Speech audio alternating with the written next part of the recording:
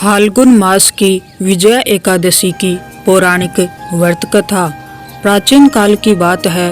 भारतवर्ष में इक्ष्वाकु वंश का अत्यंत प्रतापी और धर्मनिष्ठ राजा भागीरथ राज्य करता था। राजा भागीरथ का नाम आते ही प्रत्येक विद्वान और तपस्वी के मन में श्रद्धा जाग उठती थी, क्योंकि वही भागीरथ थे जिन्होंने कठोर तपस्या करके माँ गंगा को पृथ्वी पर अवतरित किया था। किंतु बहुत कम लोग जानते हैं कि इस महान कार्य से पहले और बाद में भागीरथ के जीवन में कितने संघर्ष, मानसिक युद्ध और आध्यात्मिक परीक्षाएं आई। राजा भागीरथ के पूर्वज सागर वंश के राजकुमार कपिल मुनि के श्राप से भस्म हो चुके थे। उनके उद्धार के लिए भागीरथ ने वर्षों तक तप किया, परंतु तपस्या के साथ साथ उन्हें अपने भीतर के अहंकार, संशय और भय से भी युद्ध करना पड़ा। यही आंतरिक युद्ध विजय एकादशी के महत्व को प्रकट करता है। एक दिन राजा भागीरथ राजसभा में बैठे थे। चारों ओर वैभव, समृद्धि और ऐश्वर्य था, किंतु राजा का मन अशांत था। उन्होंने अपने मंत्रियों और गुरुओं से कहा, राज्य जीतना सरल है, परंतु मन को जीतना कठिन है। शत्रुओं पर विजय से बड़ा कार्य है पापों और संस्कारों पर विजय। राजा को यह चिंता खाए जा रही थी कि उनके पूर्वज अभी भी मोक्ष से वंचित हैं। उन्हें ज्ञात था कि केवल गंगा स्नान ही उनका उद्धार कर सकता है, परंतु गंगा का पृथ्वी पर अवतरण आसान नहीं था। यह कार्य तभी संभव था जब वे संपूर्ण रूप से विजय प्राप्त करें, बाहरी रूप से भी और आंतरिक रूप से भी। तभी उनके कुल गुरु महर्षि वशिष्ठ ने उन्हें बुलाया और कहा, राजन, आने वाली फाल्गुन मास की कृष्ण पक्ष की एकादशी विजय एकादशी कहलाती है। इस दिन का व्रत करने से असंभव भी संभव हो जाता है। महर्षि वशिष्ठ ने विस्तार से समझाया, यह एकादशी केवल युद्ध में विजय नहीं देती, यह मन, कर्म और भाग्य तीनों पर विजय दिलाती है। जो इसे श्रद्धा से करता है उसके मार्ग की सभी बाधाएं नष्ट हो जाती हैं। राजा भागीरथ ने उसी क्षण संकल्प लिया कि वे इस एकादशी का व्रत पूर्ण विधि से करेंगे। एकादशी से एक दिन पूर्व 10वीं तिथि को राजा ने ब्रह्म मुहूर्त में स्नान किया, ब्राह्मणों को भोजन कराया, सत्य, ब्रह्मचर्य और मौन का पालन किया, मन, वाणी और कर्म से संयम रखा। राजमहल में उत्सव नहीं बल्कि तपस्वी सा वातावरण था। एकादशी के दिन राजा भागीरथ ने प्रातःकाल गंगा जल से स्नान किया, भगवान विष्णु की मूर्ति स्थापित की, पीले वस्त्र, तुलसी दल और चंदन अर्पित किया, ओम नमो भगवते वासुदेवाय मंत्र का जप किया। पूरे दिन वे केवल भगवान विष्णु के ध्यान में लीन रहे। रात्रि में जागरण करते हुए उन्होंने पुराणों को सुना और अपने पापों के लिए क्षमा मांगी।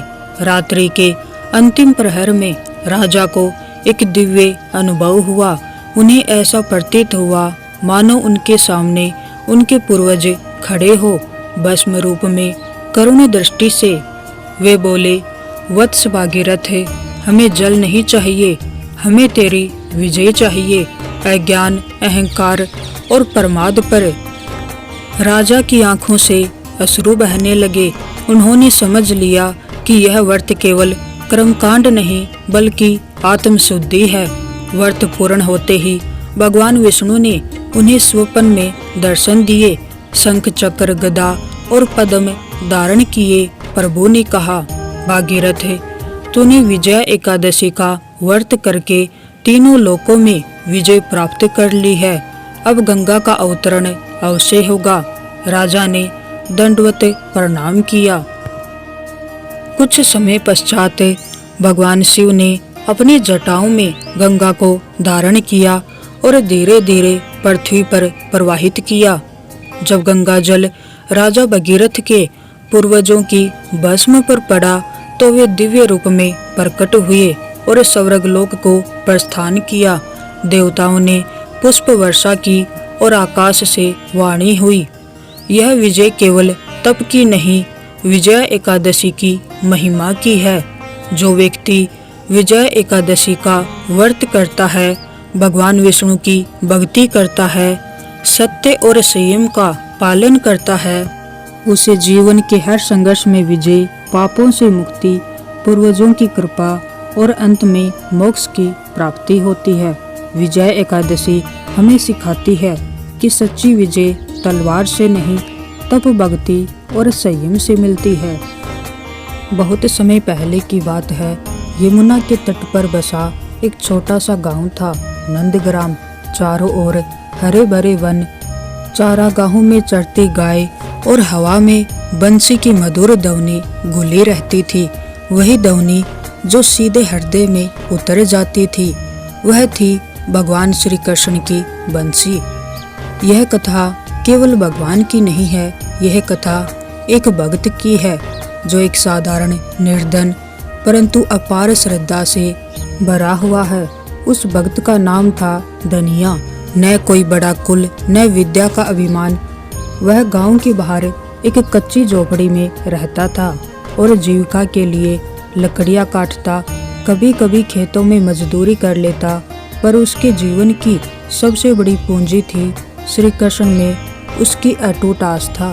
धनिया का दिन सूर्य उदय से पहले शुरू होता। वह यमुना में स्नान करता, हाथ जोड़कर आकाश की ओर देखता और कहता, हे नंदन नंदन, आज का दिन भी आपके चरणों में समर्पित है।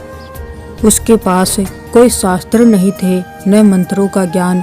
वह बस इतना जानता था कि मेरा सब कुछ कृष्ण है। एक दिन गांव में उत्सव था। श्री कृष्ण अपने सखाओं के साथ गाय चराते हुए गांव के भीतर आए। चारों ओर उल्लास फैल गया। गोपियां दौड़ पड़ी, बच्चे हंसते चिल्लाते हुए पीछे पीछे भागे। धनिया दूर खड़ा यह दृश्य देखता रहा। जैसे ही उसकी आंखें कृष्ण पर पड़ी, वह वहीं पर ठिठक गया। न शरीर का होश, न संसार का। उसके मुख से अनायास ही निकला, यही है, यही मेरे प्रभु हैं। आंखों से आंसू बहने लगे।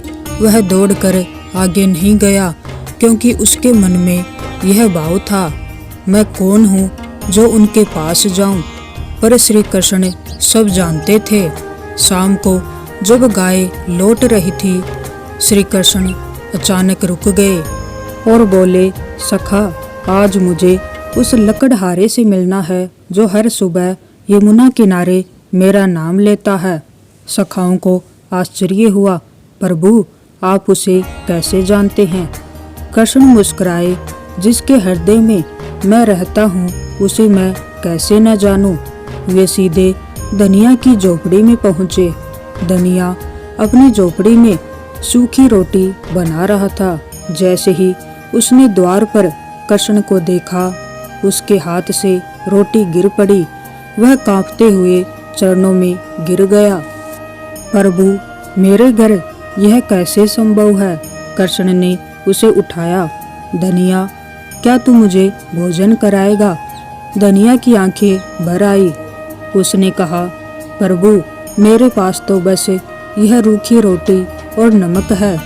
कृष्ण हंसे और बोले, तो क्या हुआ, प्रेम है न?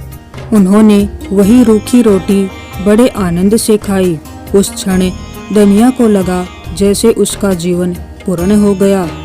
पर यह दृश्य गांव के कुछ धनी लोगों ने देख लिया। उन्हें यह अच्छा नहीं लगा कि भगवान एक निर्धन के घर गए। वे बोले, हमारे यहाँ तो कभी नहीं आए और इस तुच्छ लकड़हारे के यहाँ भोजन कर लिया। उसके मन में ईर्ष्या और अहंकार भर गया। कुछ दिनों बाद गांव में बड़ा यज्ञ आयोजित हुआ। सभी धनी विद्वान ब्राह्मण उपस्थित थे। धनिया भी दूर खड़ा देख रहा था, पर उसे भीतर जाने नहीं दिया गया। यज्ञ के बीच अचानक आंधी आई, आग बुझने लगी। मंत्र काम नहीं आए। तभी एक आवाज गूंजी, जिसके बिना यह यज्ञ अधूरा है, उसे बुलाओ। सब चौंक गए। कौन? आकाशवाणी हुई, मेरा भक्त।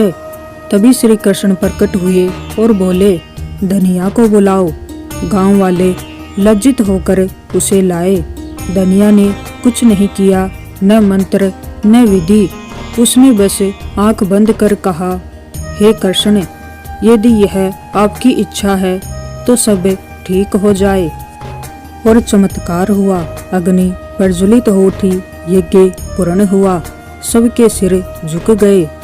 कृष्ण ने कहा, भक्ति का मोल धन विद्या या कुल से नहीं आंका जाता। जो मुझे प्रेम से पुकारता है वही मेरा अपना है। धनिया रो पड़ा, प्रभु मुझे कुछ नहीं चाहिए। कृष्ण मुस्कुराए और कहा, यही तो सच्ची भक्ति है। वर्षों बीत गए, धनिया वृद्ध हो गया। एक दिन वह यमुना किनारे बैठा था। बंसी की धुन सुनाई दी। कृष्ण उसके सामने थे। धनिया चलो। उसने कहा, कहाँ प्रभु? तो कृष्ण ने कहा, जहाँ प्रेम अमर है। धनिया ने आंखें बंद की और मुस्कुराते हुए देह त्याग दी। कहते हैं उस दिन यमुना का जल मीठा हो गया और बंसी की धुन देर तक गूंजती रही। यह कथा सिखाती है कि भगवान को आडंबर नहीं, प्रेम चाहिए। सच्चा भक्त वही है जो स्वार्थ रहित हो। ईश्वर और भक्त के बीच कोई दूरी नहीं, सिर्फ भाव चाहिए।